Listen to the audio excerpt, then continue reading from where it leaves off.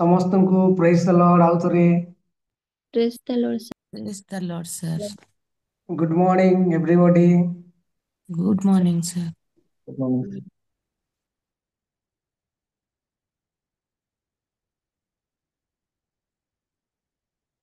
ପ୍ରଭୁଙ୍କ ମହତ୍ ନାମର ଧନ୍ୟବାଦ ହେଉ। ଆମେ ଆଜି ଗୋଟେ ସୁନ୍ଦର ପ୍ରାତଃକାଳ ଦେଖିବାକୁ ପାଇଛୁ। ଆଉ ଏହି ସୁନ୍ଦର ପ୍ରାତଃକାଳର ପ୍ରଥମ ସମୟ ଆମେ ପ୍ରଭୁଙ୍କୁ ଦେବାର ସୁଯୋଗ ପାଇଥିବାରୁ ମୁଁ ସର୍ବପ୍ରଥମେ ପିତା ଈଶ୍ୱରଙ୍କୁ ଧନ୍ୟବାଦ ଦିଏ। ପୁଣି ଏହି ଅନଲାଇନ୍ ଫେଲୋସିପ୍ ମିନିଷ୍ଟ୍ରିକୁ ମଧ୍ୟ ବହୁତ ବହୁତ ଧନ୍ୟବାଦ ଦିଏ। ପ୍ରଭୁ ମୋତେ ଅନୁଗ୍ରହ କଲେ, ସୁଯୋଗ ଦେଲେ ଏ ମିନିଷ୍ଟ୍ରି ମାଧ୍ୟମରେ ପ୍ରଭୁଙ୍କର ବାକ୍ୟକୁ ବିତରଣ କରିବା ପାଇଁ। ସେଥିପାଇଁ ମୁଁ ବିଶେଷ କରି ପ୍ରଭୁଙ୍କଠାରେ ଧନ୍ୟବାଦୀ ଅଟେ। ପ୍ରଭୁଙ୍କର ଯଦି ଇଚ୍ଛା ନଥାନ୍ତା ବୋଧେ ମୁଁ ଆଜି ଏହି ସୁଯୋଗ ପାଇନଥାନ୍ତି। ସେଥିପାଇଁ ମୁଁ ସର୍ବପ୍ରଥମେ ମୋର ପରମେଶ୍ୱର ସଦାପ୍ରଭୁଙ୍କୁ ବହୁତ ବହୁତ ଧନ୍ୟବାଦ ଦିଏ। ଆସନ୍ତୁ ଆମେ ବାକ୍ୟ ମଧ୍ୟକୁ ଯିବା। ଯେତେ ସମୟ ଆମେ ବସିବା ପ୍ରାର୍ଥନାର ସହିତ ବସିବା। ପିତା ପରମେଶ୍ୱର ଆମକୁ କଥା କହିବେ, ମୁଁ ନୁହେଁ। ତାଙ୍କର ବାକ୍ୟ ପବିତ୍ର ଆତ୍ମା ସେ ବକ୍ତା ଅଟନ୍ତି। ସେ ହିଁ ଆମ ସମସ୍ତଙ୍କୁ କଥା କହିବେ।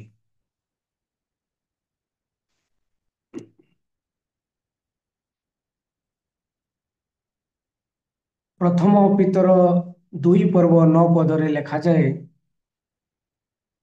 କିନ୍ତୁ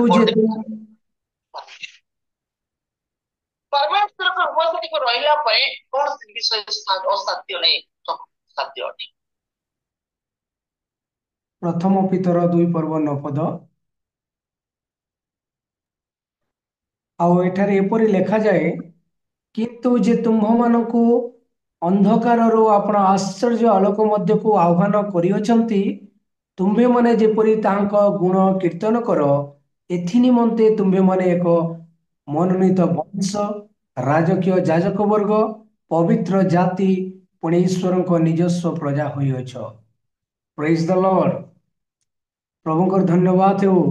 ଆମେ ସମସ୍ତେ ଜଣେ ଜଣେ ମନୋନୀତ ବଂଶ ଅଟୁ। ଆମେ ପ୍ରଭୁଙ୍କର, ଆମେ ରାଜକୀୟ ଯାଜକ ବର୍ଗ ଅଟୁ, ପୁଣି ପବିତ୍ର ଜାତି, ପୁଣି ଈଶ୍ୱରଙ୍କ ନିଜସ୍ୱ ପ୍ରଜା ହୋଇଅଛୁ। ଏହି ବାକ୍ୟ ପଢିଲେ ଆଶ୍ଚର୍ଯ୍ୟ ଲାଗେ। ପରମେଶ୍ୱରଙ୍କ ପ୍ରେମ ଆମ ସମସ୍ତଙ୍କ ପାଇଁ। ସେ ଆମକୁ ମନୋନୀତ କରିଅଛନ୍ତି। ସେ ଆମକୁ ଚୁଜ୍ କରିଅଛନ୍ତି। ଆଉ ସେ ପବିତ୍ର କରିକି ଆମକୁ ସେ ପବିତ୍ର ଜାତି ଭାବରେ ଆମକୁ ସେ ମନୋନୀତ କରିଅଛନ୍ତି। ମନେ ରଖିବା ଏ ବିଷୟକୁ ମୁଁ ଏଥି ନିମନ୍ତେ ବହୁତ ପ୍ରଭୁଙ୍କୁ ଧନ୍ୟବାଦ ଦିଏ, ଯେ ଆମ ପରି ଅଯୋଗ୍ୟ ମାନଙ୍କୁ, ଆମ ପରି ଦୁର୍ବଳ ମଣିଷ ମାନଙ୍କୁ, ଆମ ପରି ବାରମ୍ବାର ପାପରେ ପଡୁଥିବା ବ୍ୟକ୍ତି ବିଶେଷକୁ ପ୍ରଭୁ କାହିଁକି ଏତେ ପ୍ରେମ କରନ୍ତି ବୋଲି ଯଦି ଆମେ ଦେଖିବା, କାଲବରୀ କ୍ରୁଶରେ ପ୍ରଭୁ କେବଳ ଆମକୁ ଉଦ୍ଧାର କରିବା ପାଇଁ, ଆମ ସମସ୍ତଙ୍କୁ ଉଦ୍ଧାର କରିବା ପାଇଁ ନିଜର ରକ୍ତ ଢାଳି ଦେଲେ। ଆଉ ସେ ରକ୍ତ ଯୋଉ ଢାଳି ଦେଲେ, ଆଉ ତାଙ୍କର ସେ ପ୍ରେମକୁ ଆମେ ବିଶ୍ୱାସ କରିବା ଦ୍ୱାରା ଆମେ ସମସ୍ତେ ତାଙ୍କର ସନ୍ତାନ ହେଇଛୁ। ତାଙ୍କଠାରେ ବିଶ୍ୱାସ କରିବା ଦ୍ୱାରା ଆମର ପାପ କ୍ଷମା ହେଇଛି। ଆମେ ପରିତ୍ରାଣ ପାଇଛୁ। ଆମେ ସାଲଭେସନ ର ଏସୁରାନ୍ସ ପାଇଛୁ। ସେଥିପାଇଁ ମୁଁ ପ୍ରଭୁଙ୍କୁ ଧନ୍ୟବାଦ ଦିଏ। ତାଙ୍କର ପୁତ୍ରଙ୍କୁ, ନିଜର ଏକମାତ୍ର ପୁତ୍ରଙ୍କୁ ସେ ଜଗତକୁ ପଠେଇଲେ, କେବଳ ମୋ ପରି ପୁଣି ଆପଣ ମାନଙ୍କୁ ସମସ୍ତଙ୍କୁ ଉଦ୍ଧାର କରିବା ପାଇଁ। ଆଉ ପ୍ରଭୁଙ୍କୁ ପାଇ ଆମେ ବହୁତ ଧନ୍ୟବାଦୀ। ଆଉ ପ୍ରଭୁ ଯୀଶୁଙ୍କୁ ଆମେ ଗ୍ରହଣ କରି ଆମେ ପ୍ରଭୁଙ୍କ ଠାରେ ଆନନ୍ଦ କରୁଛୁ। ସେଥିପାଇଁ ମୁଁ ବିଶେଷ କରି ପ୍ରଭୁଙ୍କୁ ଧନ୍ୟବାଦ ଦିଏ। ଯୋଉ ମହତ୍ ଉଦ୍ଦେଶ୍ୟ ଆମ ଜୀବନରେ ଥିଲା, ଯେ ଆମକୁ କେମିତି ସେ ପାପରୁ ଉଦ୍ଧାର କରିବେ, ପରିତ୍ରାଣ କରିବେ, ନିଜର ମନୋନୀତ ବଂଶ କରିକି ରଖିବେ, ରାଜକୀୟ ବର୍ଗ କରିକି ରଖିବେ, ପବିତ୍ର ଜାତି ଭାବରେ ଆମକୁ ରଖିବେ। ଏଇ ପରିଚୟ ଆମକୁ ବହୁତ ଉତ୍ସାହିତ କରେ। ଆମେ ମାନେ ସାଧାରଣ ଲୋକ ନହୁଁ, ଆମେ ମାନେ ଏକ୍ସଟ୍ରା ଅର୍ଡିନାରୀ ପିପୁଲ ଅଟୁ। ପ୍ରଭୁ ଆମେ ହେଇପାରେ ଆମେ ଦୁର୍ବଳ ମଣିଷ, ହେଇପାରେ ଆମେ ନ୍ୟୁନ ହୀନ ହେଇଥାଉ, ଆମର କିଛି ନଥାଇପାରେ, କିନ୍ତୁ ପ୍ରଭୁ ଯୀଶୁ ଖ୍ରୀଷ୍ଟ କାଲବରୀ କ୍ରୁଶରେ ସେ ନିଜର ପ୍ରାଣ ଢାଲି ଦେଲେ। ଆଉ ତାଙ୍କର ସେ ପ୍ରେମକୁ ବିଶ୍ୱାସ କରିବା ଦ୍ୱାରା ଆଜି ଆମେ ପରିତ୍ରାଣ ପ୍ରାପ୍ତ ହେଇଛୁ। ତେବେ ଆମେ ପ୍ରଭୁଙ୍କୁ ବହୁତ ବହୁତ ଧନ୍ୟବାଦ ଦେବା। ଜୀବନ ସାରା ଆମେ କେବଳ ତାଙ୍କର ଗୌରବ କରିବା। ଏଇଠି ଆରମ୍ଭରୁ ଲେଖାଯାଏ, ଯିଏ ତୁମ୍ଭମାନଙ୍କୁ ଅନ୍ଧକାରରୁ ଆପଣ ଆଶ୍ଚର୍ଯ୍ୟ ଆଲୋକ ମଧ୍ୟକୁ ଆହ୍ୱାନ କରିଅଛନ୍ତି। ଆଶ୍ଚର୍ଯ୍ୟ ଆଲୋକ ମଧ୍ୟକୁ ଆମକୁ ଆହ୍ୱାନ କରିଛନ୍ତି। ଆମେ ଦହଲା କାଦୁଅରେ ପଡିଥିଲୁ, ଆମେ ଅନ୍ଧକାରର ଜୀବନ କାଟୁଥିଲୁ, କିନ୍ତୁ ପ୍ରଭୁ ଆମକୁ କଣ କଲେ? ଆମକୁ ଉଦ୍ଧାର କଲେ, ସେଇଠୁ ଆମକୁ ଟାଣି ଆଣିଲେ। ଆଉ ଆମେ ଯେମିତି ତାଙ୍କର ପ୍ରଶଂସା କରିବା, ଗୁଣ କୀର୍ତ୍ତନ କରିବା, ତାଙ୍କର ବାକ୍ୟ ଧ୍ୟାନ କରିବା, ତାଙ୍କର ରବ ଶୁଣିବା, ସେଥିପାଇଁ ସେ ଆମକୁ ଏମିତି ଗୋଟେ ବଂଶ କରିକି ଜଗତରେ ରଖିଅଛନ୍ତି, ପବିତ୍ର ଜାତି ଭାବରେ ରଖିଅଛନ୍ତି, ଆଉ ନିଜର ପ୍ରଜା କରିଅଛନ୍ତି। ପ୍ରେଜ୍ ଦ ଲର୍ଡ, ହାଲେଲୁୟା। ପ୍ରଭୁଙ୍କର ଧନ୍ୟବାଦ ହେଉ ଈଶ୍ୱରଙ୍କର ଏଇ ଯୋଜନା ନିମନ୍ତେ।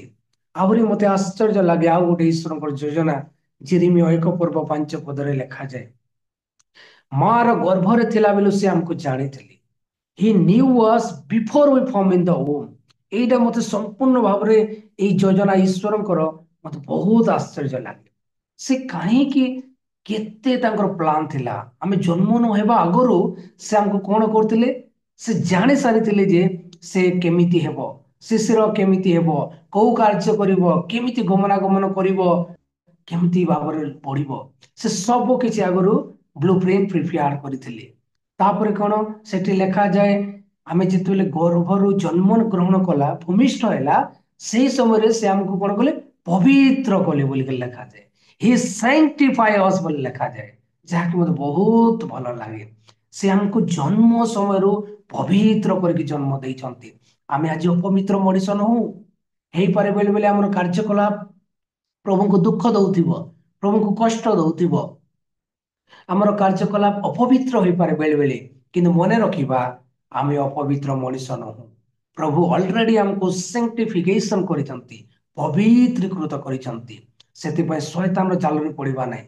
ଶୈତାନ ବାରମ୍ବାର ବାରମ୍ବାର ବ୍ଲାକମେଲ କରିବ, କାନରେ କହିବ, ଆମକୁ ଚକ୍ଷୁରେ ଦେଖେଇବ ଯେ ତୁ ତ ଏମିତି କାର୍ଯ୍ୟ କରୁଛୁ, ତୁ କେମିତି ପ୍ରଭୁଙ୍କର ସେ ପବିତ୍ର ଜାତି ବୋଲିକି କହିବ। କିନ୍ତୁ ମନେ ରଖିବା, ଈଶ୍ୱରଙ୍କ ବାକ୍ୟରେ ଲେଖାଯାଏ, young man you are strong, the word of God abides in you, you have overcome the wicked one. ହେ ଯୁବକ ମାନେ, ଯୁବତୀ ମାନେ, ହେ ପ୍ରଭୁଙ୍କ ଠାରେ ବିଶ୍ୱାସୀ ଗଣ, ତୁମେ ମାନେ ବଳବାନ ଅଟ, କାହିଁକି ନା ଏଇ ବାକ୍ୟ ତୁମଠାରେ ଅଛି। ଏଇ ବାକ୍ୟ ଦ୍ଵାରା ତୁମେ ପ୍ରଲୋଭନକୁ ଜୟଲାଭ କରିଅଛ। ସେଥିପାଇଁ ଆମେ ମନେ ରଖିବା, ଈଶ୍ୱରଙ୍କ ବାକ୍ୟ ଆମକୁ ଉଦ୍ଧାର କରିଅଛି। ଈଶ୍ୱରଙ୍କ ଠାରେ ବିଶ୍ୱାସ କରିବା ଦ୍ୱାରା ଆମେ ତାଙ୍କର ସନ୍ତାନ ହେଇଛୁ, ପରିତ୍ରାଣ ପାଇଛୁ, ଅନନ୍ତ ଜୀବନ ପାଇଛୁ। ସେଥିପାଇଁ ଆମେ ସବୁବେଳେ ପବିତ୍ର ଜୀବନ କାଟିବା, ପ୍ରତିଟି ମୁହୂର୍ତ୍ତରେ ନିଜକୁ ସମର୍ପଣ କରିବା। ଆଉ ମୁଁ କୋଉ ବାକ୍ୟ ପ୍ରଦାନ କରିବି ବୋଲି ରାତି ସାରା ପ୍ରାର୍ଥନା କରୁଥିଲି, ଆଉ ଶୋଇଥିଲେ ମଧ୍ୟ ସେଇଟା ମୋର ଚିନ୍ତା ଥିଲା, ମୋର ସ୍ୱପ୍ନରେ ଥିଲା। ଆଉ ମୁଁ ଅନେକ ବିଷୟ ଭାବିଲି, ଆଉ ପ୍ରଭୁ ଗୋଟେ ବିଷୟ କହିଲେ ଏ ମର୍ଣ୍ଣିଂ ଡିଭୋସନରେ, ସେଇଟା ପ୍ରକାଶିତ ବାକ୍ୟ 2:1-5। ମୁଁ ପଢି ଦଉଛି ଆପଣମାନଙ୍କ ସମସ୍ତଙ୍କ ନିମନ୍ତେ। ଏଫିସ ମଣ୍ଡଳୀର ଦୂତ ନିକଟକୁ ଲେଖ, ଯେ ଆପଣା ଦକ୍ଷିଣ ହସ୍ତରେ ସପ୍ତ ନକ୍ଷତ୍ର ଧାରଣ କରନ୍ତି ଓ ସପ୍ତ ସୁବର୍ଣ୍ଣ ପ୍ରଦୀପ ମଧ୍ୟରେ ଗମନାଗମନ କରନ୍ତି। ସେ ଏହା କହନ୍ତି, ଆମ୍ଭେ ତୁମର କର୍ମ, ପରିଶ୍ରମ ଓ ଧୈର୍ଯ୍ୟ ଜାଣୁ, ପୁଣି ତୁମ୍ଭେ ଯେ ଦୁଷ୍ଟ ମାନଙ୍କର କ୍ରିୟା ସହି ନ ପାର, ଆଉ ଯେଉଁମାନେ ଆପଣ ଆପଣଙ୍କୁ ପ୍ରେରିତ ବୋଲି କହନ୍ତି କିନ୍ତୁ ପ୍ରକୃତରେ ପ୍ରେରିତ ନୁହନ୍ତି, ସେମାନଙ୍କୁ ପରୀକ୍ଷା କରି ମିଥ୍ୟାବାଦୀ ବୋଲି ଚିହ୍ନିଅଛ। ପୁଣି ଧୈର୍ଯ୍ୟ ଧରି ଆମ୍ଭ ନାମ ସକାଶେ କଷ୍ଟ ସହିଅଛ, ଅକ୍ଳାନ୍ତ ହୋଇନାହଁ, ଏହା ମଧ୍ୟ ଆମ୍ଭେ ଜାଣୁ। ତଥାପି ତୁମ୍ଭ ବିରୁଦ୍ଧରେ ଆମର ଏହି କଥା ଅଛି, ତୁମ୍ଭେ ଆପଣା ଆଦ୍ୟ ପ୍ରେମ ପରିତ୍ୟାଗ କରିଅଛ। ଏଣୁ କେଉଁଠାରୁ ତୁମର ପତନ ହୋଇଅଛି, ତା ସ୍ମରଣ କରି ମନ ପରିବର୍ତ୍ତନ କର ଓ ଆଦ୍ୟ କର୍ମ ସବୁ କର। ନହେଲେ ଯେବେ ମନ ପରିବର୍ତ୍ତନ ନ କର, ତେବେ ଆମ୍ଭେ ତୁମ୍ଭ ନିକଟକୁ ଆସି ତୁମ୍ଭର ପ୍ରଦୀପ ସ୍ୱସ୍ଥାନରୁ ଘଞ୍ଚାଇ ଦେବୁ। ଆଉ ଥରେ 5 ପଦକୁ ପଢିବା। ଏଣୁ କେଉଁଠାରୁ ତୁମ୍ଭର ପତନ ହୋଇଅଛି, ତାହା ସ୍ମରଣ କରି ମନ ପରିବର୍ତ୍ତନ କର ଓ ଆଦ୍ୟ କର୍ମ ସବୁ କର। ନହେଲେ ଯେବେ ମନ ପରିବର୍ତ୍ତନ ନ କର, ତେବେ ଆମ୍ଭେ ତୁମ୍ଭ ନିକଟକୁ ଆସି ତୁମ୍ଭର ପ୍ରଦୀପ ସ୍ୱସ୍ଥାନରୁ ଘଞ୍ଚାଇ ଦେବୁ।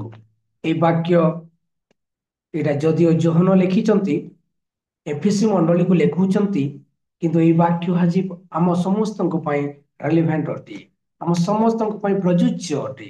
ଯଦି ଆମେ ନିଜ ଜୀବନକୁ ପରୀକ୍ଷା କରିବା, ନିଜ ନିଜକୁ ବ୍ୟକ୍ତିଗତ ଭାବରେ ଯଦି ସମୀକ୍ଷା କରିବା, এই ବାକ୍ୟ ସହିତ ଆମେ ଜାଣିପାରିବା ଯେ ଆମେ ଆଜି କେଉଁ ଅବସ୍ଥାରେ ଅଛୁ।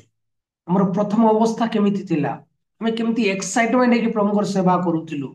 ଯେତେବେଳେ ପ୍ରଭୁଙ୍କ ଠାରେ ଗ୍ରହଣ କଲୁ, ପ୍ରଭୁଙ୍କ ଠାରେ ଯେତେବେଳେ ନୂଆ ନୂଆ ଆମେ ବଢିଲୁ, ଆମେ ବହୁତ ଏକ୍ସାଇଟେଡ ଥିଲୁ। ଆମେ ବହୁତ ଆଉ ପଛକୁ ଫେରୁନଥିଲୁ, ଆଉ ଆମେ ଅଳସୁଆ ହଉନଥିଲୁ। ପ୍ରତିଟି ସମୟକୁ ଆମେ ଉଦ୍ଯୋଗର ସହିତ ବ୍ୟବହାର କରୁଥିଲୁ।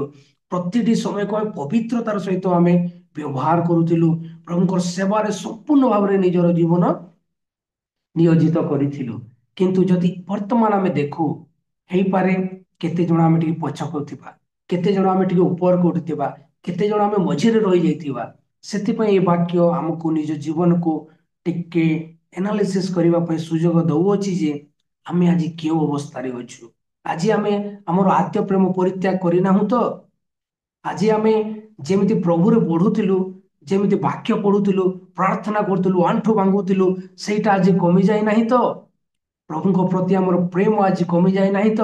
ପ୍ରଭୁଙ୍କୁ ଯେମିତି ଆମେ ହୃଷ୍ଟ ଚିତ୍ତରେ ଦାନ କରୁଥିଲୁ, ପ୍ରଭୁଙ୍କର କଥା ଅନ୍ୟମାନଙ୍କୁ କହୁଥିଲୁ, ସେଇଟା ଆଜି କିଛି ପରିମାଣରେ କମିଯାଇ ନାହିଁ ତ? ଏଇଟା ଆମକୁ ପ୍ରଭୁ ସକାଳୁ କହିବା ପାଇଁ ଚାହାନ୍ତି। ତୁମେ ଆପଣ ଆଦ୍ୟ ପ୍ରେମ ପରିତ୍ୟାଗ କରିଅଛ। ଆଉ 5 ପଦରେ କହନ୍ତି, କେଉଁଠାରୁ ତୁମର ପତନ ହୋଇଅଛି। ପତନ ଶବ୍ଦ ପ୍ରଭୁ ବ୍ୟବହାର କରନ୍ତି। ଆମେ ଯଦି ଆମର ପ୍ରଭୁଙ୍କ ପ୍ରତି ଆମର ପ୍ରେମ କମି ଯାଇଛି, ମିନିଷ୍ଟ୍ରି ପ୍ରତି ଆମର ଯଦି ପ୍ରେମ କମି ଯାଇଛି, ପ୍ରଭୁଙ୍କର ସେବା ପାଇଁ, ସାକ୍ଷ୍ୟ ପାଇଁ, ପ୍ରଭୁଙ୍କର ଗୌରବ ପାଇଁ ଯଦି ଆମେ ଟିକେ ପଛଘୁଞ୍ଚା ଦେଇଛୁ, ତାହେଲେ ପ୍ରଭୁ ଆଜି ସକାଳୁ ସକାଳୁ ଏଇ ବାକ୍ୟ କହିବା ପାଇଁ ଚାହାନ୍ତି, କେଉଁଠାରୁ ତୁମର ପତନ ହୋଇଅଛି। କେଉଁଠାରୁ? ତା ସ୍ମରଣ କରି ମନ ପରିବର୍ତ୍ତନ କର। ମନ ପରିବର୍ତ୍ତନ କର ଓ ଆଦ୍ୟ କର୍ମ ସବୁ କର୍ମ କର। ନହେଲେ ଯେବେ ମନ ପରିବର୍ତ୍ତନ ନ କର, ତେବେ ଆମେ ତୁମ୍ଭ ନିକଟରୁ ଆସି ତୁମର ପ୍ରଦୀପ ଘୁଞ୍ଚାଇ ଦେବୁ।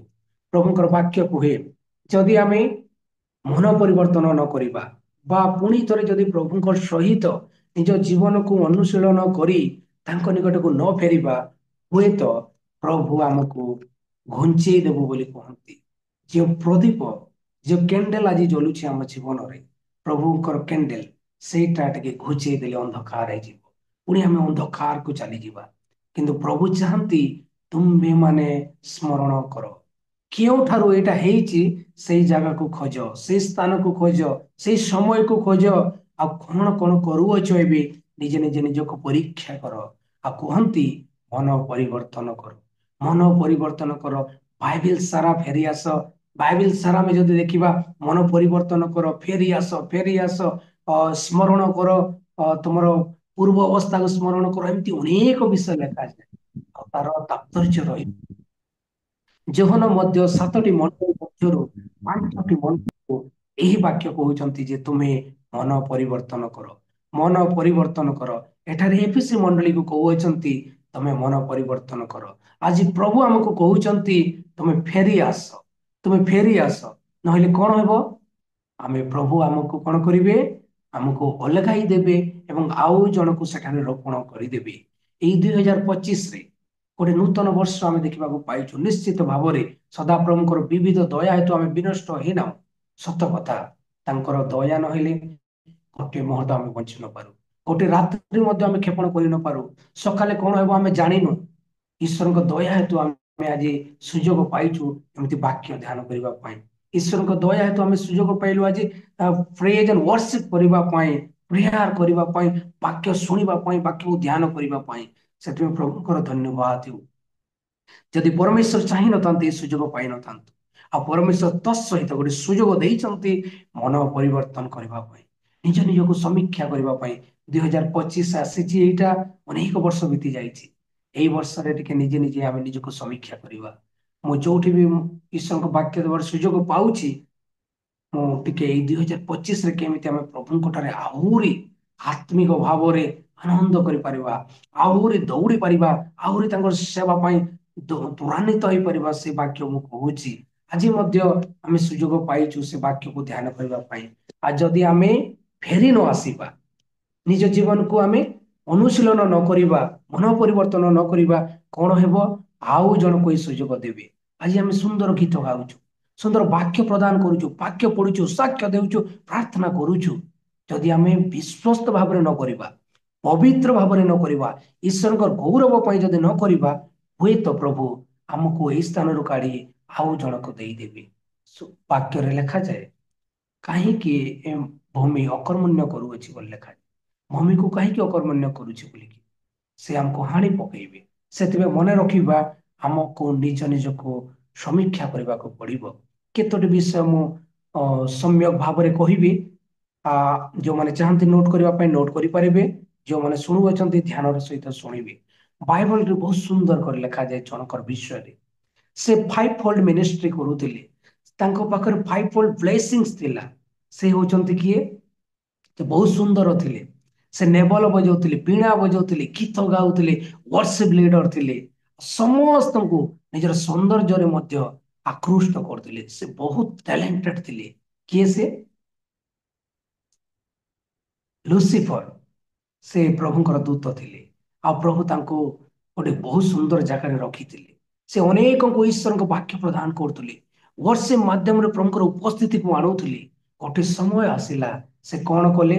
ଆମେ ଟିକେ ପଢିବା ଜିସାୟ 14 ପର୍ବ। ମୋର ଭଏସ ଶୁଭୁଛି ତ ଆଜ୍ଞା? ଶୁଭୁଛି ଆଜ୍ଞା। Thank you sir. ଜିସାୟ 14 ପର୍ବ ମୁଁ ପାଠ କରିଦଉଛି 10 ପଦରୁ। ସେ ସମସ୍ତେ ଉତ୍ତର ଦେଇ ତୁମ୍ଭକୁ କହିବେ, ତୁମ୍ଭେ ମଧ୍ୟ କଣ ଆମ୍ଭମାନଙ୍କ ପରି କ୍ଷୀଣବଲ ହେଲ? ତୁମ୍ଭେ କଣ ଆମ୍ଭମାନଙ୍କର ସମାନ ହେଲ? ତୁମ୍ଭର ଐଶ୍ୱର୍ଯ୍ୟ ଓ ତୁମ୍ଭ ନେବଲ ଯନ୍ତ୍ରର ସ୍ୱର ପାତାଳ ପର୍ଯ୍ୟନ୍ତ ଅବରୋହିତ ହୋଇଅଛି। କୀଟ ତୁମ୍ଭ ତଳେ ପ୍ରସାରିତ ବିଛଣା ଓ କୃମି ତୁମର ଆଚ୍ଛାଦନ ହୋଇଅଛି। ହେ ଲୁସିଫର, ପ୍ରତ୍ୟୁଷର ପୁତ୍ର, ତୁମ୍ଭେ କିପରି ସ୍ୱର୍ଗରୁ ପତିତ ହେଲ? ଗୋଷ୍ଠୀ ଗଣକୁ ତୁମ୍ଭେ ଯେ ନ ତ କରିଥିଲ, ତୁମ୍ଭେ କିପରି ଭୂମିରେ ନିକ୍ଷିପ୍ତ ହେଲ? ପୁଣି ତୁମ୍ଭେ ମନେ ମନେ କହିଥିଲ, ଆମ୍ଭେ ସ୍ୱର୍ଗାରୋହଣ କରିବା। ଆମ୍ଭେ ପରମେଶ୍ୱରଙ୍କ ନକ୍ଷତ୍ର ଗଣର ଉର୍ଦ୍ଧ୍ୱରେ ଆପଣା ସିଂହାସନ ଉଚ୍ଚୀକୃତ କରିବା। ଆମ୍ଭେ ଉତ୍ତର ଦିଗର ପ୍ରାନ୍ତସ୍ଥିତ ସମାଗମ ପର୍ବତରେ ଉପବିଷ୍ଟ ହେବା। ଆମ୍ଭେ ମେଘମାଳାର ଉଚ୍ଚସ୍ଥଳୀର ଉର୍ଦ୍ଧ୍ୱକୁ ଆରୋହଣ କରିବା। ଆମ୍ଭେ ପରିସ୍ତଙ୍କର ତୁଲ୍ୟ ହେବା। ଏଠି ଆମେ ଦେଖୁଛୁ ସେ ପରମେଶ୍ୱରଙ୍କ ତୁଲ୍ୟ ହେବା ପାଇଁ ଚେଷ୍ଟା କରୁଅଛନ୍ତି। ପରମେଶ୍ୱର ଯେଉଁ ଗୌରବ ପାଇବା ଆବଶ୍ୟକ, ସେଇଟା ପ୍ରଭୁଙ୍କୁ ନ ଦେଇ ସେ ନିଜର ଗୌରବ ସେ ଅନ୍ୱେଷଣ କରୁଅଛନ୍ତି। ସେ ନିଜର ନାମକୁ ଉଚ୍ଚରେ ସ୍ଥାପନ କରିବା ପାଇଁ ଚାହୁଁଛନ୍ତି। ପରମେଶ୍ୱର ଦେଖିଲେ ଏ ବ୍ୟକ୍ତି ନିଜର ଗର୍ବ କରୁଅଛି, ନିଜର ଗୌରବ କରୁଛି, ନିଜର ମହିମା କରୁଛି। ସେଥିପାଇଁ ତାଙ୍କୁ କଣ କଲେ? ଭୂମିରେ ନିକ୍ଷିପ୍ତ କଲେ ବୋଲି ଲେଖାଯାଏ। ଆଉ ସେ ବହୁତ ଟ୍ୟାଲେଣ୍ଟେଡ ଲୋକ ଥିଲେ। ସୁନ୍ଦର ୱାର୍ସିପ କରୁଥିଲେ, ସୁନ୍ଦର ବାକ୍ୟ ଦଉଥିଲେ। ଗୋଟେ ବ୍ଲେସେଡ ପର୍ସନ ଥିଲେ। 5 ଫୋଲ୍ଡ ମିନିଷ୍ଟ୍ରି ତାଙ୍କର ପୁରା ବ୍ଲେସେଡ ଥିଲା। ଆଉ ପ୍ରଭୁ ତାଙ୍କୁ କଣ କଲେ? ସେ ମନ ପରିବର୍ତ୍ତନ ନ କଲେ, ଗର୍ବି ହେଇଗଲେ। ନିଜର ଗୌରବ କରିବାରୁ ସ୍ୱ ଗୌରବ ରକ୍ଷଣର ଉଦ୍ୟୋଗୀ ପରମେଶ୍ୱର ତାଙ୍କର ଗୌରବ କାହାକୁ ଦିଅନ୍ତି ନାହିଁ। ଆଜି ଯଦି ଆମେ ଈଶ୍ୱରଙ୍କ ବାକ୍ୟ ପାଠ କରୁଛୁ, ପ୍ରଭୁଙ୍କର ଗୌରବ ପାଇଁ। ଈଶ୍ୱରଙ୍କ ବାକ୍ୟ ଅନ୍ୟମାନଙ୍କୁ କହୁଛୁ, ନିଜର ମହିମା ପାଇଁ ନୁହଁ, ଈଶ୍ୱରଙ୍କର ଗୌରବ ପାଇଁ। ଆଉ ଯେତେ ଜଣ ଆଜି ଆମେ ପ୍ରାର୍ଥନା କରୁଛୁ, ଗୀତ ଗାଉଛୁ, ସାକ୍ଷ୍ୟ ଦଉଛୁ, କେବଳ ତାହାର ପ୍ରଶଂସା ହେବାର ଆବଶ୍ୟକ। ସର୍ବୋପରିସ୍ଥ ଈଶ୍ୱରଙ୍କର ଗୌରବ ହେବା ଆବଶ୍ୟକ। ସେ ପ୍ରଶଂସା ପାଇବା ଆବଶ୍ୟକ। ଯଦି ଆମେ ନିଜର ଅନ୍ୱେଷଣ କରୁଛୁ, ନିଜର ଗୌରବ, ମହିମା, ସମ୍ଭ୍ରମ, ପ୍ରଶଂସା ନିଜର ନାମକୁ ଉଚ୍ଚରେ ରଖିବା ପାଇଁ, ହେଇପାରେ ପ୍ରଭୁ ଆମକୁ ତଳେ ପକେଇଦେବେ, ଆମକୁ ହାଣି କାଟି ପକେଇବେ, ପୁଣି ଅନ୍ୟ କାହାକୁ ଦେଇଦେବେ এই ମିନିଷ୍ଟ୍ରିକୁ। ସେଥିପାଇଁ ଆମେ ସବୁବେଳେ ଚେଷ୍ଟା କରିବା ପ୍ରଭୁଙ୍କର ଗୌରବ ପାଇଁ, ପ୍ରଭୁଙ୍କର ପ୍ରଶଂସା ପାଇଁ, ତାଙ୍କର ମହିମା ପାଇଁ ଆମେ ଯାହା କିଛି କରିବା, ମିନିଷ୍ଟ୍ରି ମାଧ୍ୟମରେ ହଉ, ବ୍ୟକ୍ତିଗତ ଜୀବନରେ ହଉ, ପାରିବାରିକ ମଣ୍ଡଳିକ ଜୀବନରେ ହଉ, ଆମେ ଯାହା କିଛି କାର୍ଯ୍ୟ କରୁ ପରମେଶ୍ୱରଙ୍କର ଗୌରବ ପାଇଁ କରିବା। ଆଉ ଗୋଟେ ବ୍ୟକ୍ତିଙ୍କର ବିଷୟ ଦେଖିବା, ସେ ଥିଲେ యేసు। ସେ କଣ କଲେ? ଆଦି ପୁସ୍ତକ 25 ପର୍ବ 32-24 ପଦ। ଆଦି ପୁସ୍ତକ 25 ପର୍ବ 32-34 ମୁଁ ପଢି ଦଉଛି। యేసు ଉତ୍ତର କଲା, ଦେଖ ମୁଁ ମଲା ପରି, ଜ୍ୟେଷ୍ଠାଧିକାରରେ ମୋର କି ଲାଭ? ଯାକୋବ କହିଲା, ତୁମ୍ଭେ ଆଜି ମୋ ନିକଟରେ ଶପଥ କର। ତହିଁରେ ସେ ତାହା ନିକଟରେ ଶପଥ କଲା। ଏହି ରୂପେ ସେ ଆପଣା ଜ୍ୟେଷ୍ଠାଧିକାର ଯାକୋବକୁ ବିକ୍ରୟ କରିଦେଲା। ତହୁଁ ଯାକୋବ యేସୁକୁ ରୋଟି ଓ ରନ୍ଧା ମସୁର ଡାଲି ଦିଅନ୍ତି। ସେ ଭୋଜନ ପାନ କରି ଉଠିଗଲା। ଏହି ରୂପେ యేసు ଆପଣା ଜ୍ୟେଷ୍ଠାଧିକାର ତୁଚ୍ଛ ଜ୍ଞାନ କଲା। ତୁଚ୍ଛ ଜ୍ଞାନ କଲା। ପ୍ରଭୁ ତାଙ୍କୁ ଯେଉଁ ଅଧିକାର ଦେଇଥିଲେ, యేସୁଙ୍କୁ ପ୍ରଭୁ ତାଙ୍କୁ ଯେଉଁ ବଡ ଜ୍ୟେଷ୍ଠ ଅଧିକାର ଦେଇଥିଲେ, ଇସ୍ରାଏଲର ଆମେ ଯଦି ଏଠାରେ ଦେଖୁଛୁ, ସେ ତାଙ୍କୁ ଏକ ବିଶେଷ ଦାୟିତ୍ୱ ଦେଇକି ତାଙ୍କର ସୃଷ୍ଟି ହେଇଥିଲା। ପ୍ରଭୁ ତାଙ୍କୁ ସୃଷ୍ଟି କରିଥିଲେ, ତାଙ୍କୁ ଜ୍ୟେଷ୍ଠ ଅଧିକାର ଦେଇଥିଲେ। ତାଙ୍କ ଦ୍ୱାରା ଅନେକ କାର୍ଯ୍ୟ କରିବାର ଥିଲା ପରମେଶ୍ୱରଙ୍କର। କିନ୍ତୁ ସେ କ'ଣ କଲେ? କ୍ଷଣିକ ସୁଖ ପାଇଁ, କ୍ଷଣିକ ତୃଷା ପାଇଁ, କ୍ଷଣିକ ଖାଦ୍ୟ ପାଇଁ ସେ କ'ଣ କଲେ? ନିଜର ଯୋଉ ଅଧିକାର ଥିଲା ସେଇଟାକୁ ତୁଚ୍ଛ କରିଦେଲେ, ତୁଚ୍ଛ ଜ୍ଞାନ କଲେ। ପ୍ରଭୁଙ୍କର ସେଇ ଅଧିକାର ପଦବୀକୁ ସେ ଗାରିମା ରକ୍ଷା କଲେ ନାହିଁ, କିନ୍ତୁ ନିଜର ସ୍ୱାର୍ଥ ପାଇଁ, କିଛି ସମୟର ଖୁସି ପାଇଁ ସେ କ'ଣ କଲେ? ତୁଚ୍ଛ କଲେ ଆଉ ନିଜ ଜ୍ୟେଷ୍ଠାଧିକାର ଦେଇଦେଲେ। ଆଉ ତାପରେ କ'ଣ ହେଲା? ଯାକୋବ ସେ ଅଧିକାର ପାଇଲେ।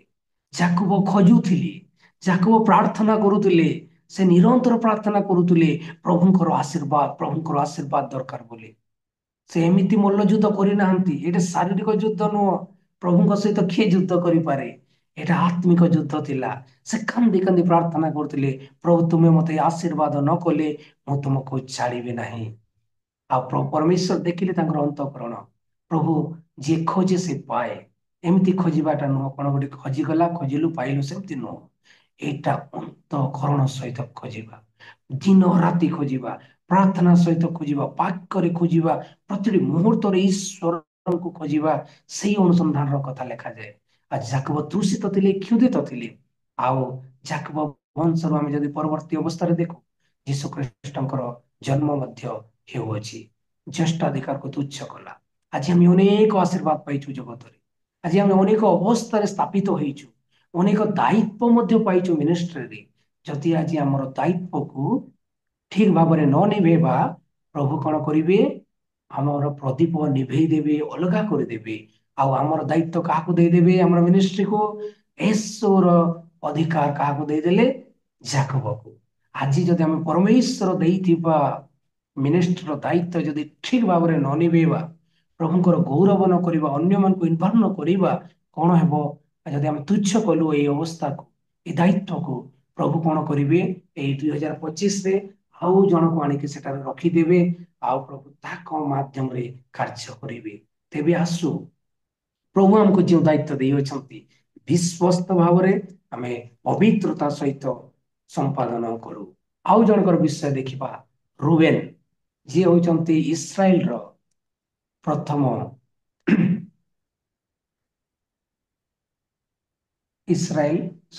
ରୁବେନ ବିଷୟରେ ଆମେ ଦେଖିବା ଆଦି 35 ପର୍ବ 22 ପଦ। ସେଇଟା ନ ଦେଖିକି ପ୍ରଥମ ବଂଶାବଳୀ 5 ଦେଖିଲେ ଆହୁରି କ୍ଲିଅର ଲେଖାଯାଏ। ମୁଁ ଆପଣମାନଙ୍କ ପାଇଁ ପଢି ଦଉଛି। ଇସ୍ରାଏଲର ପ୍ରଥମ ଜାତ ରୁବେନର ସନ୍ତାନ ଗଣର ପିତା ରୁବେନ ପ୍ରଥମ ଜାତ ଥିଲା। ମାତ୍ର ସେ ଆପଣା ପିତୃଶଯ୍ୟା ଅଶୁଚି କରିବାରୁ ତାହାର ଜ୍ୟେଷ୍ଠାଧିକାର ଇସ୍ରାଏଲର ପୁତ୍ର ଯୋସେଫର ପୁତ୍ରମାନଙ୍କୁ ଦିଆଗଲା। ତଥାପି ଜ୍ୟେଷ୍ଠାଧିକାର ଅନୁସାରେ ବଂଶାବଳୀ ଲେଖା ହୁଏ ନାହିଁ। ଏଠି ଆମେ ଦେଖୁଛୁ ଯେ ରୁବେନ, ଯିଏକି ପ୍ରଥମ ପୁତ୍ର ଇସ୍ରାଏଲର, ଆଉ ସେ ବହୁତ ଅଧିକାର ପାଇଥିଲେ। ଆଉ ସେ କ'ଣ କଲେ? ସେ ସଦ୍ବ୍ୟବହାର କଲେ ନାହିଁ, ସେ ପବିତ୍ର ଜୀବନ କାଟିଲେ ନାହିଁ।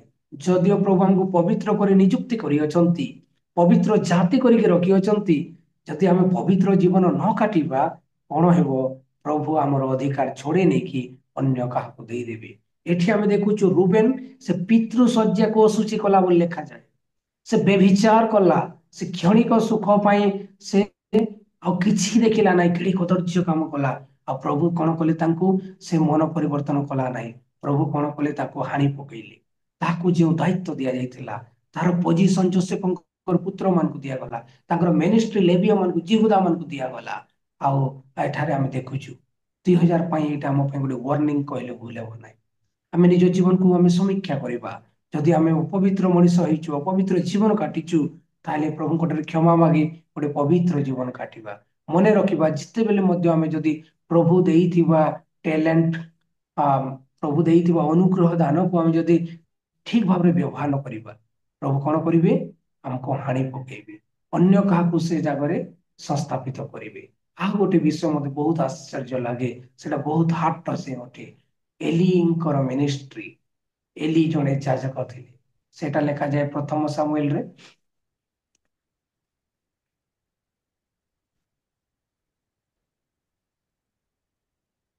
ପ୍ରଥମ ସାମୁଏଲ 2 ପର୍ବରେ ସେଟା ଲେଖାଯାଏ 12 ପଦରେ, ଏଲିଙ୍କର ପୁତ୍ରମାନେ ପାପଧମ ସନ୍ତାନ ଥିଲେ, ସେମାନେ ସଦାପ୍ରଭୁଙ୍କୁ ଜାଣିଲେ ନାହିଁ ବୋଲି ଲେଖାଯାଏ। ଆହୁରି ଏଠାରେ 12 ପଦରୁ ଯଦି ଆପଣ ମାନେ ପଢିବେ 24, 25, 26 ପଦ ଯାଏ ଶେଷ ଯାଏ ଯଦି ପଢିବେ ଏଇ ଚ୍ୟାପ୍ଟରକୁ ଜାଣିବେ ସେମାନେ କେତେ ଖରାପ କାର୍ଯ୍ୟ କରୁଥିଲେ, କେତେ ଖରାପ କାର୍ଯ୍ୟ କରୁଥିଲେ। 22 ପଦରେ ଲେଖାଯାଏ ଏଲି ଅତି ବୃଦ୍ଧ ହେଲେ, ପୁଣି ତାଙ୍କର ପୁତ୍ରମାନେ ସମୁଦାୟ ଇସ୍ରାଏଲ ପ୍ରତି ଯାହା ଯାହା କଲେ ଓ ସମାଗମ ତମ୍ବୁ ଦ୍ୱାର ନିକଟରେ ସେବାକାରିଣୀ ସ୍ତ୍ରୀଗଣ ସହିତ କିପରି ଶୟନ କଲେ ଏସବୁ କଥା ସେ ଶୁଣିଲେ। ଏଲି ସବୁ ଶୁଣୁଛନ୍ତି ନିଜ ପୁତ୍ରଙ୍କର କାର୍ଯ୍ୟକଳାପ।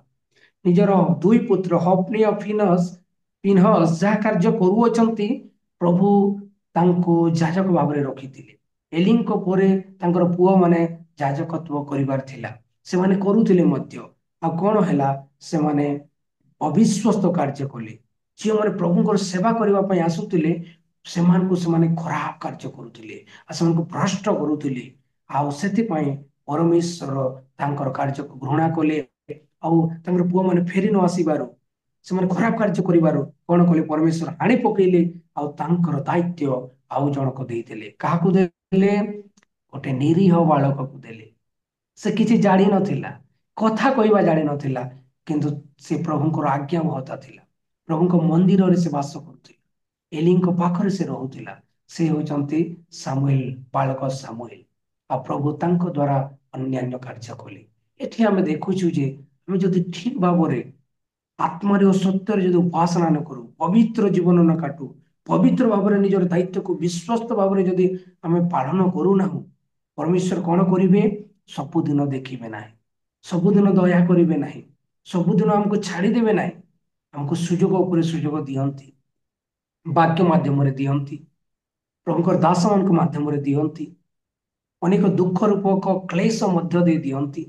ଅନେକ ପ୍ରକାର ସେ ଆମକୁ ଚେତାବନୀ ଦିଅନ୍ତି। ଯଦି ଆମେ ଫେରି ନ ଆସୁ କଣ ହେବ? ଆମର ମିନିଷ୍ଟ୍ରିକୁ, ଆମ ଜୀବନକୁ ସେ ହାଣିଦେବେ ଆଉ ଏ ମିନିଷ୍ଟ୍ରିକୁ ଆଉ ଜଣକୁ ଦେଇଦେବେ। ଏଠି ଆମେ ଦେଖୁଛୁ ଏଲିଙ୍କର ମିନିଷ୍ଟ୍ରି ଯାଇଛି ଗୋଟେ ବାଲକ ପାଖକୁ, ନିରୀହ ବାଲକ। ସାଉଲଙ୍କ ଜୀବନ ମଧ୍ୟ ଯଦି ଦେଖିବା, ସେ ଥିଲେ ପ୍ରଥମ ରାଜା।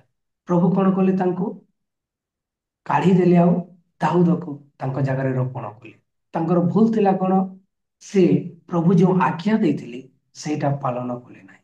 ତମେ ସବୁ ଅମାଲେକୀୟ ମାନଙ୍କୁ ଧ୍ୱଂସ କର ବୋଲି କହିଥିଲେ, ସେ କଣ କଲେ? ପଛା ପଛାଟା ପୃଷ୍ଠ ପୃଷ୍ଠ ହେଲ୍ଦି ମାନଙ୍କୁ କାଢିକି ଲୋଭ କରିକି ଲଗେ।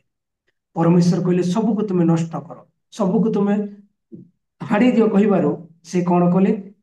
ସେ ନିଜ ବିବେଚନାରେ ପଡ଼ିଲେ। ସେ ପରମେଶ୍ୱରଙ୍କ ଆଜ୍ଞାକୁ ସମ୍ପୂର୍ଣ୍ଣ ଭାବରେ ପାଳନ କଲେ ନାହିଁ। ଏଠି ଆମେ ମନେ ରଖିବା, ଆମେ ଈଶ୍ୱରଙ୍କ ଆଜ୍ଞାକୁ ସମ୍ପୂର୍ଣ୍ଣ ଭାବରେ ପାଳନ କରିବା। ଯାହା ଆମକୁ ସୁହାଉଅଛି, ଆମକୁ ଯାହା ଆମ ଉପରେ ଅଛି ସେଇଟା କେବଳ କରିବା ନାହିଁ, କିନ୍ତୁ ପରମେଶ୍ୱର ଯାହା କୁହନ୍ତି ସେଟା କଷ୍ଟ ହେଲେ ମଧ୍ୟ ଆମେ କରିବା। ଗୋଟେ ମତେ ଜଣଙ୍କର ମିଶନାରୀ ମତେ ବହୁତ ଭଲ ଲାଗେ, ତାଙ୍କର ବିଷୟରେ ମୁଁ କହିବା ପାଇଁ ଚାହେଁ। ରେନ୍ ହାର୍ଡ ବଙ୍କିଂ ବୋଲିକି 1972ର କଥା ମୁଁ କହୁଛି। ସେ ଜଣେ ଜର୍ମାନର ପ୍ରଭୁଙ୍କର ଦାସ ଥିଲେ। ଆଉ ପ୍ରଭୁ ତାଙ୍କୁ କହିଲେ ଗୋଟେ ଦିନ, ତମେ ସାଉଥ ଆଫ୍ରିକାକୁ ଯାଅ ବୋଲିକି। ପ୍ରଭୁ କହିଲେ ସାଉଥ ଆଫ୍ରିକାକୁ ଯାଅ, ଦକ୍ଷିଣ ଆଫ୍ରିକା। ଆଉ ଦକ୍ଷିଣ ଆଫ୍ରିକା ନାମ ଶୁଣିଲେ ଲୋକ ଡରି ଯାଉଥିଲେ। ସେଠାରେ ମଣିଷ ମଣିଷକୁ ମାରି ଯାଉଥିଲେ, ମଣିଷ ମଣିଷ ମାଂସ ଖାଉଥିଲେ, ବର୍ବର ଜାତି ସେମାନେ। ଆଉ ଦକ୍ଷିଣ ଆଫ୍ରିକାକୁ ଯିବାକୁ କେହି ଚାହୁଁନଥିଲେ। ପ୍ରଭୁ ତାଙ୍କୁ ଗୋଟେ ଦର୍ଶନ ଦେଲେ, ତମେ ଦକ୍ଷିଣ ଆଫ୍ରିକାକୁ ଯାଅ ବୋଲି। ସେ କହିଲେ, ପ୍ରଭୁ ମୁଁ କେମିତି ଯିବି? ମୁଁ ତ କେବେ ବାହାରକୁ ଯାଇନାହିଁ। ମୁଁ କେମିତି ସେ ଲୋକମାନଙ୍କ ସହିତ କଥାବାର୍ତ୍ତା ହେବି? ମୁଁ ଭାଷା ଜାଣି ନାହିଁ। ମୁଁ କେମିତି ସେମାନଙ୍କ ସହିତ ବ୍ୟବହାର ହେବି ବୋଲି ଚିନ୍ତା। ଆଉ କିନ୍ତୁ ପ୍ରଭୁ କହିଲେ, ମୁଁ ଚାହୁଁଛି ତମେ ଯାଅ ବୋଲି। ଆଉ ସେ ପ୍ରଭୁଙ୍କର ମହାନ ଦାସ ସେଇଠି ଗଲେ। ଆଉ 1985ର କଥା, ସେଇଠି ବାକ୍ୟ ପ୍ରଚାର କରୁ କରୁ ଅନେକ ମିନିଷ୍ଟ୍ରି ସେଠାରେ ସ୍ଥାପିତ ହେଲା, ଅନେକ ହିଲିଂ ହେଲା, ଅନେକ ମିରାକିଲ ହେଲା। ଅନେକ ପ୍ରଭୁଙ୍କର ବାକ୍ୟ ଶୁଣିଲେ, ପ୍ରଭୁଙ୍କୁ ନିଜର ତ୍ରାଣକର୍ତ୍ତା ସ୍ୱରୂପ ଗ୍ରହଣ କଲେ। ଗୋଟେ ଦିନ କଣ ହେଇଛି, ସେଇ ଅଞ୍ଚଳରେ ଜଣେ ପ୍ରଭୁଙ୍କର ଦାସ ଜର୍ଜ ବୋଲିକି ଜଣେ ଥିଲେ। ସେ ଜଣେ ବୃଦ୍ଧ ଦାସ ଅଟନ୍ତି। ଆଉ ପ୍ରଭୁଙ୍କର ଆତ୍ମା କାର୍ଯ୍ୟ କଲା ରେନହାର୍ଡ ବଙ୍କିଙ୍କ ହୃଦୟରେ ଯେ ଜର୍ଜକୁ ସାକ୍ଷାତ କରିବା ପାଇଁ। ଆଉ ଜର୍ଜ ମହାଶୟଙ୍କୁ ଯେତେବେଳେ, ସେ ଜଣେ ମହାନ ଦାସ ଥିଲେ, ତାଙ୍କୁ ଯେତେବେଳେ ସାକ୍ଷାତ କରିବା ପାଇଁ ଗଲେ, ବହୁତ ସିକ୍ୟୁରିଟି ଥିଲା ତାଙ୍କର, ତାଙ୍କୁ ଭିତରକୁ ଆସିବାକୁ ଦେଲେ ନାହିଁ ସିକ୍ୟୁରିଟି ଗାର୍ଡ ମାନେ। ତାପରେ କଣ ହେଲା, ଜର୍ଜ ଉପରକୁ ଆସିକି ଦେଖିଲେ କିଏ ଜଣେ ବାହାରେ ଅଛି। ପ୍ରଭୁ ମଧ୍ୟ ନିଶ୍ଚିତ ଭାବରେ ତାଙ୍କ କଥା କହିଥିବେ, ଜଣେ ଆସିଛି ତୁମ ପାଖକୁ, ତୁମେ ତାକୁ ଭିତରକୁ ଡାକ ବୋଲିକି। ଆଉ ସେ ଡାକିଲେ ଆଉ ସେ ଭିତରକୁ ଆସିଲେ। ଭିତରକୁ ଆସିଲା ପରେ କଣ ହେଲା, ପ୍ରଭୁ ତାଙ୍କ ସହିତ କଥାବାର୍ତ୍ତା କଲେ। ସେ ଦି ଜଣ କଥାବାର୍ତ୍ତା କଲେ। କଥାବାର୍ତ୍ତା ହେବାରୁ ରେନହାର୍ଡ ବଙ୍କିମ୍ ଜାଣିଲେ ଯେ 1972ରେ ଏଇ ଜର୍ଜ ମହାଶୟଙ୍କୁ, ଏଇ ମହାନ ପ୍ରଭୁଙ୍କ ଦାସଙ୍କୁ ଏହି ଆଜ୍ଞା ଦିଆଯାଇଥିଲା, କଣ, ତୁମେ ଦକ୍ଷିଣ ଆଫ୍ରିକାକୁ ଯାଇ ବାକ୍ୟ ପ୍ରଚାର। କିନ୍ତୁ ସେ ଗଲେ ନାହିଁ। ସେ ଗଲେ ନାହିଁ। ଆଉ ସେ ନ ଯିବା ଦ୍ୱାରା ଆଜି ମୁଁ এই ସୁଯୋଗ ପାଇଛି ବୋଲିକି ସେ ଭାବିଲେ ରେନହାର୍ଡ ବଙ୍କିମ୍, ଯେ ସେ ନ ଯିବା ଦ୍ୱାରା ପ୍ରଭୁ ମୋତେ ପଠେଇଛନ୍ତି ବୋଲି। ସେ କାନ୍ଦିଲେ। ଆଉ କାନ୍ଦି କାନ୍ଦି ସେ ଜର୍ଜ ମହାଶୟ କହିଲେ, ମତେ ପ୍ରଭୁ ହିଁ ଆଜ୍ଞା ଦେଇଥିଲେ, ମୁଁ ଯାଇନଥିଲି। ଆଉ ପ୍ରଭୁ ମତେ ଏବେ ଦୁଃଖରେ କଷ୍ଟରେ ବର୍ତ୍ତମାନ ବଞ୍ଚେଇଛନ୍ତି। ଏସବୁ ଯେତେ କଥା କହିଲେ ସେ କାନ୍ଦିଲେ। ତାପରେ ରେନହାର୍ଡ ବଙ୍କିମ୍ ସେ ସମୟରେ ଜାଣିଲେ ଯେ ଜଣେ ଅବାଧ୍ୟ ହେଇଥିବାରୁ ଆଜି ମୁଁ ଏଇ ମିନିଷ୍ଟ୍ରି ପାଇଛି ବୋଲିକି। ଆଜି ଯିଏ ସତ୍ ଭାବରେ ବିଶ୍ୱସ୍ତ ଭାବରେ ମିନିଷ୍ଟ୍ରି କରିପାରି ନାହିଁ, ପ୍ରଭୁଙ୍କର ସେବା କରିନଥିବାରୁ ଆଜି ପ୍ରଭୁ ତାକୁ ହାଣିଦେଲେ ଆଉ ମତେ ପଠେଇଛନ୍ତି ବୋଲି ସେଦିନ ଜାଣିକି ସେ କାନ୍ଦି କାନ୍ଦି କହିଥିଲେ। ସୁନ୍ଦର କୋଟେସନ ଲେଖା ଯେ if you will drop my plan I will drop you ବୋଲି ଈଶ୍ୱର କହନ୍ତି।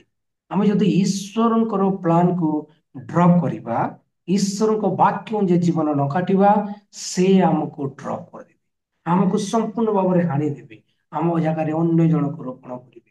ସେଥିପାଇଁ ମନେ ରଖିବା, ଆମେ ସବୁବେଳେ ପରମେଶ୍ୱରଙ୍କର ବାଧ୍ୟ ହେବା। ଦିନକୁ ଦିନ ଆମେ ମନ ପରିବର୍ତ୍ତନ କରିବା। ଦିନକୁ ଦିନ ଆମେ ଟିକେ ନିଜ ନିଜକୁ ପରିଷ୍କୃତ କରିବା ଈଶ୍ୱରଙ୍କ ବାକ୍ୟ ମାଧ୍ୟମରେ। ଆଉ ପ୍ରାର୍ଥନାର ସହିତ ସବୁବେଳେ ଯୋଡି ହଉଥିବା, ଯେମିତି ପରମେଶ୍ୱରଙ୍କ ସହିତ ଆମର ଗୋଟେ କଣ କହିବା, ଆମେ ବ୍ୟକ୍ତିଗତ ସମ୍ପର୍କ ବହୁତ ଭଲ ଥିବ। ଆମେ ସମ୍ପୂର୍ଣ୍ଣ ଭାବରେ ଖୋଲିକି କହିପାରୁଥିବ। ଯେତେ ବେଶୀ ଆମେ ପରମେଶ୍ୱରଙ୍କ ସହିତ ଗମନାଗମନ କରିବା, ଆମେ ଏଇ ଜଗତର ପୃଥକୀକୃତ ଜୀବନ କାଟି ପାରିବା। ନହେଲେ ଏଇ ଜଗତ ଏମିତି ଏକ ଜଗତ, ଆମେ ଯେଉଁଠାରେ ଅଛୁ ବାରମ୍ବାର ପାପରେ ପଡ଼ିବା, ବାରମ୍ବାର ଈଶ୍ୱରଙ୍କ ବିରୁଦ୍ଧରେ ଯିବା, ବାରମ୍ବାର ଜାଗତିକ ପ୍ରଲୋଭନରେ ପଡ଼ିଯିବା। ସେଥିପାଇଁ ଆମେ ସବୁବେଳେ ପରମେଶ୍ୱରଙ୍କ ସହିତ ଗୋଟେ ସୁନ୍ଦର ନିବିଡ଼ ସମ୍ପର୍କ ସ୍ଥାପନ କରିବା। ମୁଁ ବହୁତ ଧନ୍ୟବାଦ ଦିଏ ମିନିଷ୍ଟ୍ରିକୁ, ଯେଉଁମାନେ ଇଚ୍ଛା କଲେ ଏହି ପ୍ରାତଃ କାଳର ପ୍ରଥମ ସମୟ ଫାଷ୍ଟ ଆୱାରକୁ ସେମାନେ ନେଇଛନ୍ତି। ଆଉ 5ଟାରୁ ଆରମ୍ଭ ହେଇଛି ମିନିଷ୍ଟ୍ରି, 5ଟାରୁ ଷ୍ଟାର୍ଟ ହଉଛି ଫେଲୋସିପ। ଯାହା ହୁଏ ନିଜର ଦିନର ପ୍ରଥମ ସମୟ ଆମେ ପ୍ରଭୁଙ୍କୁ ଦେବାର ସୁଯୋଗ ପାଉଛୁ। ପ୍ରାର୍ଥନା ମାଧ୍ୟମରେ, ଗୀତ ମାଧ୍ୟମରେ, ବାକ୍ୟ ପଢିବା ମାଧ୍ୟମରେ, ବାକ୍ୟ ଶୁଣିବା ମାଧ୍ୟମରେ ପ୍ରଭୁଙ୍କର ଗୌରବ ହେଉ। ଏ ମିନିଷ୍ଟ୍ରିକୁ ପ୍ରଭୁ ବହୁତ ଆଶୀର୍ବାଦ କରନ୍ତୁ। ଯେତେ ଜଣ লিডিং କରୁଅଛନ୍ତି, ବିଶେଷ କରି ଯିଏ ମୁଖ୍ୟ ଅଟନ୍ତି, ପ୍ରଭୁ ତାଙ୍କୁ ତାଙ୍କ ଆତ୍ମାଙ୍କ 2 ଗୁଣ ଅଭିଷେକ ପ୍ରଦାନ କରନ୍ତୁ। ପବିତ୍ର ଆତ୍ମାଙ୍କର ଆଶୀର୍ବାଦ ତାଙ୍କଠାରେ ଆହୁରି ଢାଲି ଦିଅନ୍ତୁ ବୋଲି ମୁଁ ପ୍ରଭୁଙ୍କଠାରେ ପ୍ରାର୍ଥନା କରେ। ଆଉ ଗୋଟେ ବିଷୟ ମୁଁ କହିକି ଶେଷ କରିବି। ଗୋଟେ ବ୍ୟକ୍ତିଙ୍କ ପାଖରେ ଜଣେ 5 ତୋଡ଼ା ପାଇଥିଲା, ଆଉ ଜଣେ 2 ତୋଡ଼ା, ଆଉ ଜଣେ 1 ତୋଡ଼ା। ସେ 1 ତୋଡ଼ା ପାଇଥିବା ବ୍ୟକ୍ତି ବହୁତ ଗୋଟେ କ୍ରିଟିକାଲ ବ୍ୟକ୍ତି ଅଟେ।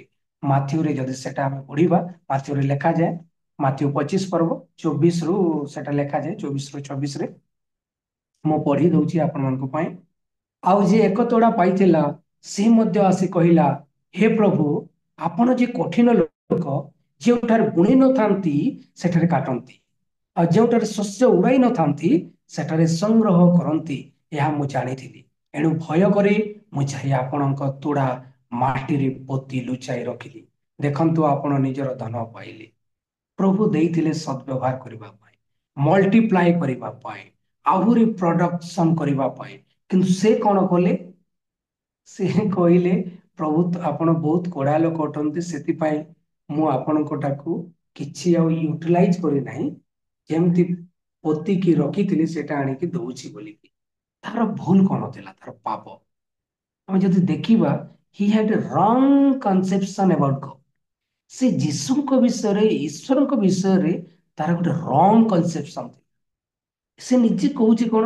ଆପଣ ଜଣେ କଠିନ ଲୋକ, ଯେଉଁଠାରେ ବୁଣି ନଥାନ୍ତି ସେଠାରେ କାଟନ୍ତି, ଆଉ ଯେଉଁଠାରେ ଶସ୍ୟ ଉଡ଼ାଇ ନଥାନ୍ତି ସେଠାରେ ସଂଗ୍ରହ କରନ୍ତି। ଆମର ପରମେଶ୍ୱର କଣ ସେମିତି ପରମେଶ୍ୱର କି? ଯେଉଁଠାରେ ବୁଣି ନଥାନ୍ତି ସେଠାରେ କାଟିବେ? ଯେଉଁଠାରେ এই ପ୍ରକାର କାର୍ଯ୍ୟ କିଏ କରେ? ଡନ୍ ମାନେ କରନ୍ତି। ଦୋକାନ ମାନଙ୍କୁ ଯିବେ, ବସିବେ, ତାଙ୍କର କିଛି ନାହିଁ ସେଠି, ଆଉ ସେମାନେ ଭୋଟି ଆଦାୟ କରିବେ, ସେମାନେ ଡରିକି ଦେବେ। ଆମର ପରମେଶ୍ୱର ସେମିତି ନୁହନ୍ତି, କ୍ରିମିନାଲ ନୁହନ୍ତି, ଯେଉଁଠି କରିନଥିବେ ସେଇଠି ଆଶା କରିବେ। ପ୍ରଭୁ କାହିଁକି ଆମଠାରୁ ଆଶା କରନ୍ତି?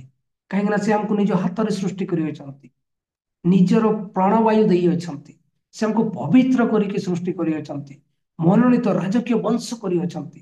ତାଙ୍କର ଅଧିକାର ଅଛି, ନିଜର କାଲବରୀ କୃଷ୍ଣ ନିଜର ରକ୍ତ ଢାଳି ଦେଲେ, ନିଜର ପ୍ରେମ ଦେଇକି, ନିଜର ଜୀବନ ଦେଇକି ସେ ଆମକୁ ଆଜି ଗ୍ରହଣ କରିଛନ୍ତି।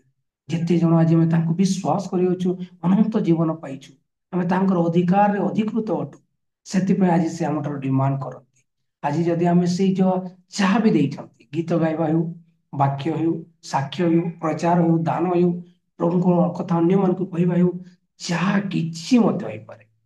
ଯଦି କରୁଛୁ, ଯେକୌଣସି ଟ୍ୟାଲେଣ୍ଟ ହେଇଥିବ, ଟିଚିଂ, ପ୍ରିଚିଂ, ଭାବବାଣୀ, ଯାହା କିଛି କହୁଛୁ, ସେଇଟା ଯଦି ଆମେ ମଲ୍ଟିପ୍ଲାଏ ନ କରିବା, ଗୋଟେ ଜାଗାରେ ଷ୍ଟକ୍ କରିକି ରଖିବା, ପ୍ରଭୁ କଣ କରିବେ? ଆମକୁ ହାଣି ପକେଇବେ ଏବଂ ଆମର ଦାୟିତ୍ୱକୁ ସେଇଟା ଆହୁରି ଅନ୍ୟକୁ ଦେଇଦେବେ। ଯାହା ପାଖରେ ବେଶୀ ଥିଲା ତାକୁ ଏଇଟା ଦେଇ ଦେଇଛନ୍ତି ସେ କଥାଟା। କାହିଁକିନା ଯାହାର ଅଛି ତାହାକୁ ଦିଆଯିବ, ଯାହାର ନାହିଁ ତାଠାରୁ ଯାହା ଅଛି ସେଇଟା ମଧ୍ୟ ନିଆଯିବ ବୋଲି ବାଇବଲରେ ଲେଖା।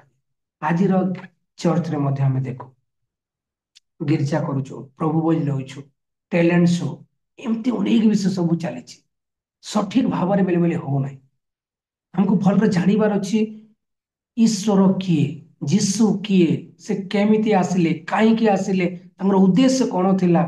ଏଇ ଭଲ ବିଷୟ ସବୁ ଅନେକ ଜାଣିପାରୁନାହାନ୍ତି। କେବଳ ଗୀତ ଗାଉଛନ୍ତି, ନାଚୁଛନ୍ତି, ବାଦ୍ୟ ବଜାଉଛନ୍ତି, ଫେଲୋସିପ କରୁଛନ୍ତି। ଆମକୁ ଭଲରେ ଜାଣିବାର ଅଛି ପାପ କଣ ଅଟେ, ଈଶ୍ୱର କିଏ, କାହିଁକି ସେ ଆମକୁ ମନ୍ତ କରିଅଛନ୍ତି, ସାଲଭେସନ କଣ ଅଟେ, ବର୍ନ ଏଗେନ୍ କଣ ଅଟେ, ଏସୁରାନ୍ସ ଅଫ ସାଲଭେସନ ଥିବାର ଆବଶ୍ୟକ। ଆଉ ଆମର ପର୍ପୋଜ ଆମର ଜାଣିବାର ଅଛି, ଜୀବନର ଉଦ୍ଦେଶ୍ୟ ଜାଣିବାର ଅଛି। ଏମିତି ରିଅଲ ଟିଚିଂ ସବୁ ଆମକୁ ଆଜି ଦେବାର ଅଛି ଅନ୍ୟମାନଙ୍କୁ। ଆମେ ଯାହା ପାଇଛୁ ଅନ୍ୟମାନଙ୍କୁ ଦେବାର ଅଛି। ଅନେକ ବେଲେ ବେଲେ ଜାଣି ନ ପାରି କେବଳ ଉପାସନା କରୁଛୁ।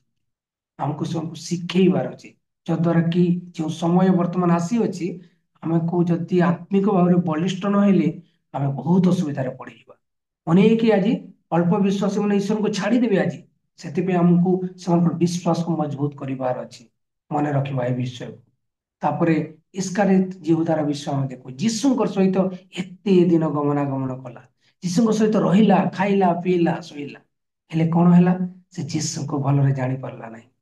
ସେ ଯୀଶୁଙ୍କ ବିରୁଦ୍ଧରେ ପାପ କଲା, ସେ ଯୀଶୁଙ୍କୁ ଧରେଇ ଦେଲା, ଆଉ ସେ କଣ ହେଲା? ଶେଷରେ ନିଜେ ସୁଇସାଇଡ କରୁଅଛି। ଆମେ ଦେଖୁଛୁ ସେ ଗୋଟେ ଭଲ ରେସପନ୍ସିବିଲିଟି ପାଇଥିଲା, ଟ୍ରେଜରର ପୋଷ୍ଟରେ ଥିଲା, ଯୀଶୁଙ୍କର ଡିସାଇପୁଲ ଭାବରେ ଥିଲା, ଯୀଶୁଙ୍କର ବାକ୍ୟ ଶୁଣୁଥିଲା, ଯୀଶୁଙ୍କର ପ୍ରାର୍ଥନାରେ ସେ ନିଜେ ବସୁଥିଲା। ଅଥଚ ସେ ଶେଷରେ କଣ ହେଲା? ଭୁଲ କାର୍ଯ୍ୟ କରିକି ସେ ତାର ଅଧିକାର ହରେଇଲା। ତାର ଅଧିକାର ଆଉ ଜଣକୁ ଦିଆଗଲା, ତାର ମିନିଷ୍ଟ୍ରିକୁ ମଧ୍ୟମକୁ ଦିଆଗଲା। ମନେ ରଖିବା, କେବଳ ଆମେ ଗୀର୍ଜା ପ୍ରାର୍ଥନା ଉପାସନା କରିଦେଲେ ପ୍ରଭୁ ଗ୍ରହଣ କରିଦେବେ ତାହା ନୁହଁ। ଆମେ ଯଦି ଆତ୍ମିକ ଭାବେ କରୁନା, ନିଜର ପ୍ରଶଂସା ପାଇଁ ଯଦି କରୁଛୁ, ପ୍ରଭୁ ଗ୍ରହଣ କରିବେ ନାହିଁ। ତାଙ୍କର ମହିମା ପାଇଁ କରିବା, ଆଉ ଆମେ ପ୍ରଭୁଙ୍କର ଗୌରବ ପାଇଁ କରିବା, ଆଉ ସେଇଟା ଭଲ ଭାବରେ ତାଙ୍କର ଗୌରବ ଯୁକ୍ତ ନହେଲେ ପ୍ରଭୁ ଆମକୁ ଗ୍ରହଣ କରିବେ ନାହିଁ। ସେଥିପାଇଁ ଆମେ ସବୁବେଳେ ଯେଉଁ ଦାୟିତ୍ୱ ପାଇଛୁ ବିଶ୍ୱସ୍ତ ଭାବରେ, ପବିତ୍ର ଭାବରେ ତୁଲେଇବା। ହାମନର ଦାୟିତ୍ୱ ମର୍ଦ୍ଦୋଖାଇକୁ ଦିଆଗଲା, ବଷ୍ଟି ରାଣୀର ଦାୟିତ୍ୱ ଏଷ୍ଟର ରାଣୀକୁ ଦିଆଗଲା। ଏମିତି ଅନେକ ବିଷୟ ଅଛି ବାଇବେଲରେ, ଆମେ ସେସବୁ ଆଉ ଦେଖିବା ନାହିଁ। ବର୍ତ୍ତମାନର ସମୟ, ଆମେ ପ୍ରଭୁ ଯୀଶୁଙ୍କର ନିଜ ନିଜକୁ ସମର୍ପଣ କରିବା, ନିଜ ଜୀବନକୁ ଅନୁଶୀଳନ କରିବା। ପ୍ରଭୁ ଆଜି ମତେ ଯେଉଁ ମିନିଷ୍ଟ୍ରି ଦେଇଛନ୍ତି, ମତେ ଯେଉଁ ସେବା କାର୍ଯ୍ୟ ଦେଇଛନ୍ତି, ଯେଉଁ ଦାୟିତ୍ୱ ଦେଇଅଛନ୍ତି, ମୁଁ ଆଜି କେମିତି ଭାବରେ ପାଳନ କରୁଅଛି, ଦାୟିତ୍ୱ ନିଭାଉଅଛି। ମୁଁ ଆଜି ପ୍ରଭୁଙ୍କର ଗୌରବ ପାଇଁ କରୁଅଛି ନା ନିଜର ଗୌରବ ପାଇଁ କରୁଅଛି? ମୁଁ ଆଜି ମୋର ନାମକୁ ଉଚ୍ଚରେ ସ୍ଥାପନ କରିବା ପାଇଁ କରୁଛି ନା ଈଶ୍ୱରଙ୍କ ନାମକୁ ଉଚ୍ଚରେ ସ୍ଥାପନ କରିବା ପାଇଁ ଚାହୁଁଛି? ଏଇ ସବୁ ନିଜ ଜୀବନକୁ ଆଜି ଆମେ ଅନୁଶୀଳନ କରିବା। ପ୍ରଭୁ ଆମ ସମସ୍ତଙ୍କୁ ଆଶୀର୍ବାଦ କରନ୍ତୁ ଏ ବାକ୍ୟ ମାଧ୍ୟମରେ। ପୁଣି ଥରେ ନିଜ ନିଜ ଜୀବନକୁ ଆମକୁ ଅନୁଧ୍ୟାନ କରିବା ପାଇଁ ସୁଯୋଗ ଦିଅନ୍ତୁ। ପ୍ରଭୁ ଆମ ସମସ୍ତଙ୍କୁ ଆଶୀର୍ବାଦ କରନ୍ତୁ, ସମସ୍ତଙ୍କୁ ସାହାଯ୍ୟ କରନ୍ତୁ, ଏକ ପବିତ୍ର ଭାବରେ ଜୀବନ କାଟିବା ପାଇଁ ସାହାଯ୍ୟ କରନ୍ତୁ। ବିଶେଷ କରି ମିନିଷ୍ଟ୍ରିକୁ ଆଶୀର୍ବାଦ କରନ୍ତୁ। ମିନିଷ୍ଟ୍ରିରେ ଜଡ଼ିତ ପ୍ରତ୍ୟେକ ବ୍ୟକ୍ତିଙ୍କୁ ବ୍ୟକ୍ତିଗତ ଭାବରେ, ପାରିବାରିକ ଭାବରେ, ମାଣ୍ଡଳିକ ଭାବରେ ପ୍ରଭୁ ଆଶୀର୍ବାଦ କରନ୍ତୁ। ପୁଣି ଥରେ ସମସ୍ତଙ୍କୁ ପ୍ରେଜ୍ ଦ ଲର୍ଡ। ନମସ୍କାର।